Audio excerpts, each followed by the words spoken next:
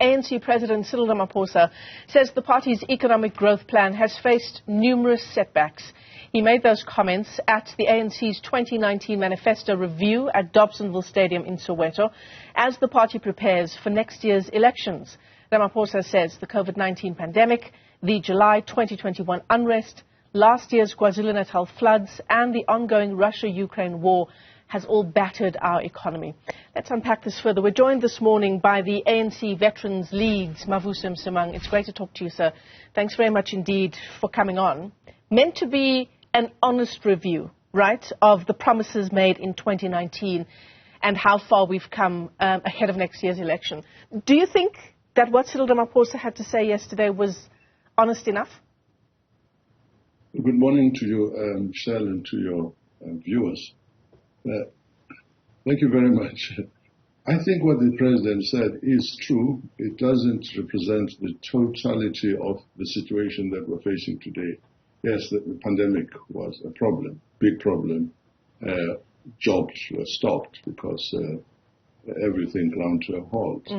The war in Ukraine had an impact and so on. So these are but some of the very many reasons that leave us in the state in which we are. I think there are very, very many more which were a consequence of poor performance, a consequence of neglect. So yes, it's not a total picture, but it is true what you're saying. Yeah. I mean, for me, what comes to mind is everything that the President mentioned yesterday were, one could say, external factors that could have played into the performance of the governing party since 2019, since the manifesto of 2019.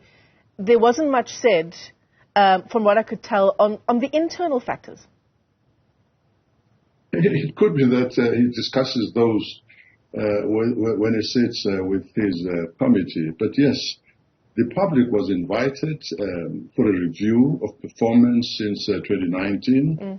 And the truth, of course, is that there are very many factors that resulted in the poor performance that we're all seeing today.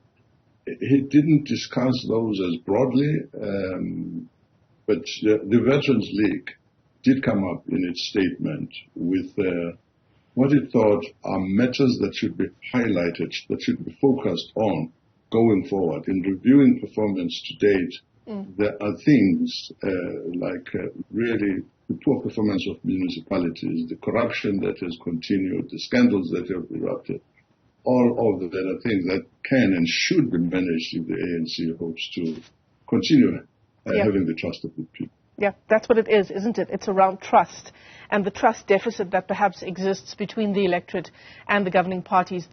Just those two issues that you mentioned, the performance of municipalities and a related issue, corruption, should have featured a lot more highly if the President really was going to give us an honest review. Yes, he has said elsewhere that his biggest disappointment is that post-COVID, corruption, let me put it like this, post the Guptas, and that era when, which resulted in the need to hold to appoint the Zondo Commission. Even after that had happened, you still had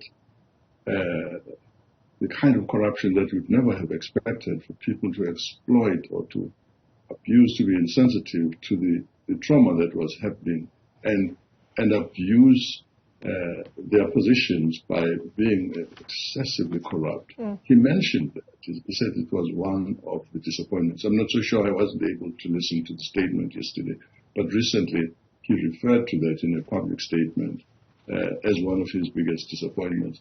Michelle, the thing is that if the ANC wishes to continue in governance, which it does, it still has the majority of people following it, whether you come across the 50% line or not. It's going to be very important, we say as veterans, that we deliver on the promise that was made to the people. We said, elect us because we notice that so many things are not happening well. You need water, you need proper buildings, you need everything, and we have failed to do that, and we would not exist as veterans if we didn't think it was our responsibility to mention these things and say unless they are attended to, unless this behavior is brought into the straight and narrow, we will really continue to slip, which is what's been happening over the past few years. Yeah, you talk about next year's election. I mean, the majority of our voters in next year's election are young people. The majority of our eligible voters haven't even registered to vote. Some 14 million is the number. And every speaking engagement that the president and other government ministers, people in politics, every one of these engagements is incredibly important, right? If we're going to convince these young voters one way or another who to vote for, and even to convince them to register to vote, convince them to go to the polls on election day. And so I wonder, Mr. Msimang, how the utterances of at least two government ministers and of the president himself, insofar as the role that apartheid continues to play 30 years later in our inability to answer some important questions around transport, around the housing crisis, how that will play into that segment of the electorate. What are your thoughts? My thoughts are seriously, and very seriously, that we should go out and persuade people, particularly younger ones, that the future of this country will depend on the role they play in influencing its course.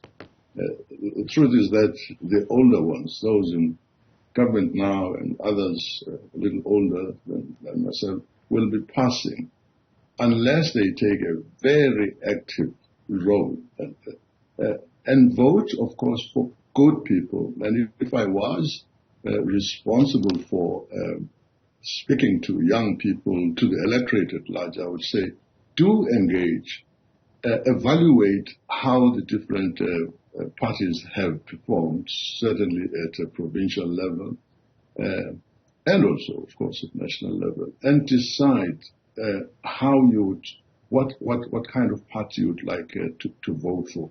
I wish it would be the ANC, but I wouldn't wish that it's an ANC that fails to deliver, that fails to explain its problems. But unless young people, you're really raising an important point, unless young people really take this matter up as their responsibility to shape the future of this country, really they will